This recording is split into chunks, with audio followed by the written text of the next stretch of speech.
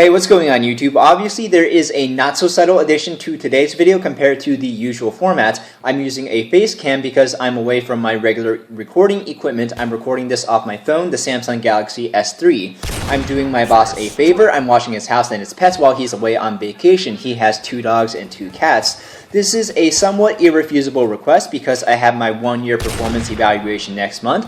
I hope to easily exceed expectations, but because I am away, unfortunately I won't be able to make gameplay videos, so my next Q&A will be the second week of August. As promised last video, here are the giveaway winners. These 5 subscribers win a copy of The Killing Floor. Send me a YouTube message and I'll reply with the details on how to pick up your copies. Without further ado, let's get into the main topic of today's video. Welcome to my Q&A series where I answer questions about PC gaming, PC building, or gaming in general. I retitled my series Gaming Q&A instead of PC Gaming Q&A to emphasize how I will be covering topics about all things gaming, not just PC gaming. In addition to questions about gaming, leave a comment on whether you prefer the facecam video format or just regular gameplay.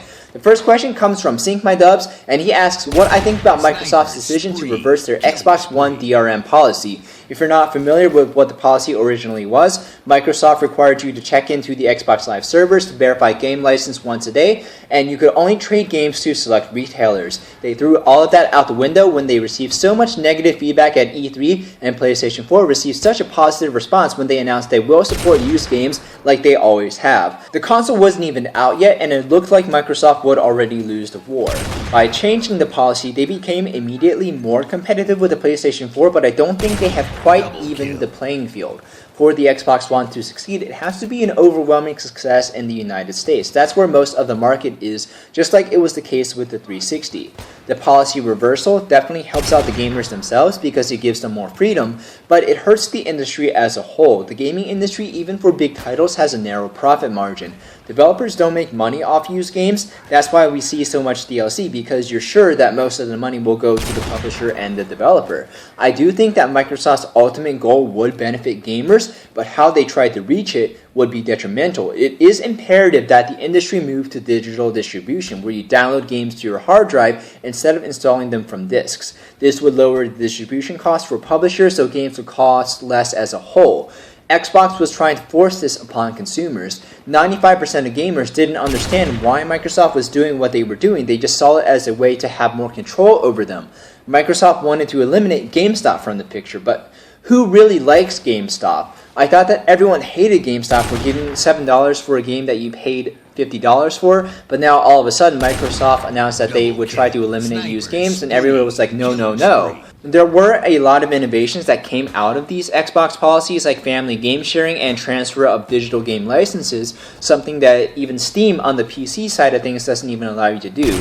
But by reversing the policy, all of that goes out the window. The PlayStation 4 and the Xbox One would have had different philosophies on how they handle next generation game purchases, but now if we look at the consoles as a whole, they are a lot more similar than they are different. Gaming is a lot more mainstream now than just a niche hobby. Big budget games take 3-figure development teams to complete, and these guys have families to feed. Games need to move to digital distributions, and used game sales need to vanish from existence so that studios can start seriously making money. I talked about this in an earlier commentary about the Xbox One, but Xbox wanted to force this digital distribution era upon consumers without making it clear what the benefits were. Microsoft should have rewarded those who wanted to buy digital games off the Xbox Live Marketplace with cheaper deals instead of punishing those who wanted to buy physical copies. Having no used games is a small price to pay for having a brighter future for the gaming industry as a whole. As consumers, sometimes we just need to get off our mom's tits and grab the bottle and give up the notion of discs and used games. I'm going to make a very brief conjecture that we will see a lot more console-bound free-to-play games with more microtransactions like weapon camo DLC, because they generate consistent revenue for developers and publishers. I really do want to see full content games, so hopefully gaming will naturally head this direction with digital distribution without either Microsoft or Sony forcing it to go there. The next question comes from iHuntman7, and he says, I'm only 13 and I don't trust myself on building a new PC. I was wondering if I should go on a website like CyberPower or iBuyPower to get my new PC, or should I take the risk of building my own myself? PC building in 2013 is a lot easier than it was 10 years ago. There are more resources available than ever, and there are very dedicated, easy-to-reach communities with those who share the interest of PC building. Parts are designed to be durable and long-lasting and used through multiple builds. I'm mostly referring to myself with this next statement. I would say PC building is idiot-proof, but then someone always makes a better idiot. From a time standpoint, you will probably spend more time researching and selecting components than actually physically assembling your PC. Even if you have no prior experience with electronics, PC building is a very accessible skill. I can't speak for everyone, and this is just a guess, but the average first-time builder will probably spend 4 hours of research and 2 hours to assemble your standard air-cooled build, assuming you don't make any mistakes. I would be lying though if I said building your first PC isn't scary. There are some high-stress moments like sliding your CPU into your motherboard socket and mounting an aftermarket heatsink with thermal paste. There are some risks involved too. Some manufacturers don't cover bent motherboard pins. Data on arrival is very rare though. Because it is a lot easier to build a PC now than it was several decades ago, the cost to have someone else assemble a PC for you is a lot less too. There is no shame in having someone else build a PC for you with the goal of you making upgrades and learning about PC building as you go. But make sure you do choose off-the-shelf components that you would use in a standard build. Don't choose proprietary systems because they sometimes have motherboards or power supplies that won't be compatible with future builds. My best advice is to be steadfast and build your PC yourself. Doing it all at once gives you the most familiarity with your components, and you will know the inside of your PC like the back of your hand. You are investing in knowledge that will serve you well into the future. Age is a non-factor. If you have built a complicated project in shop class in school or played extensively with Legos, you will be able to build a PC. The next question comes from Machete Ninja 86, who is beginning to become somewhat of a regular on this Q&A, and he asks, do you think AMD will have an advantage over Nvidia and Intel for the next-gen games since they are being optimized using AMD tech? This is a very valid question with a complex answer. A lot of next-gen games, though, are already confirmed NVIDIA optimized, like Assassin's Creed Black Flag, Watch Dogs, Splinter Cell Blacklist, The Witcher 3, and Batman Arkham Origins.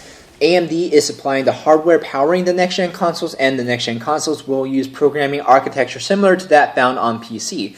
However, PC games will not necessarily have a performance advantage by using AMD GPUs. Consoles and PCs are still separate, and there is no direct equivalent of a PC graphics card and a console graphics card, even if it does directly come from AMD. If a developer targets a console as the lead platform, they will develop with that console's hardware optimization in mind. Developer kits run off PCs. To make a multi-platform game, developers design games for one platform and then port it over to the others. That's the most cost and time-effective way to do it. Like for current-gen Call of Duty, like Black Ops 2, they developed for Xbox 360 and then ported over to the PlayStation 3 and PC. That's why PlayStation 3 had so many problems with Black Ops 2. Even though a console uses AMD hardware, the developer wasn't directly programming the PC version necessarily with AMD GPUs. They can still work on the PC port with NVIDIA hardware. AMD will have a bigger presence in the next generation, but AMD isn't a one-size-fits-all answer to a performance advantage. NVIDIA's current generation advantages like multi-GPU support, multi-monitor gaming, PhysX, and 3D vision will carry over to the next generation. The last question comes from Video Game Guru 1997, and he asks, do you recommend 120Hz monitors for gaming, or should I just get a 60Hz monitor? For those wondering, I play on 3 Asus 144Hz monitors. There is a noticeable difference when playing at 120 frames per second instead of 60 frames per second if your monitor supports it. The difference is more subtle than when going from 30 to 60. 30 to 60 is night and day, 60 to 120 is more like dawn and twilight. Keep in mind though that you will have to upgrade your GPU if you want to play at a higher frame rate at the same graphical settings. In competitive gaming, you will have more consistent aim and faster reactions, but don't expect your kill-death ratio to double. The more novice multiplayer gamer won't have as much benefit as a gamer who is more experienced, and I think this goes for pretty much all advanced gaming peripherals. Strategy games and RPGs, because they're slower, obviously won't have as much benefit as Switch shooters.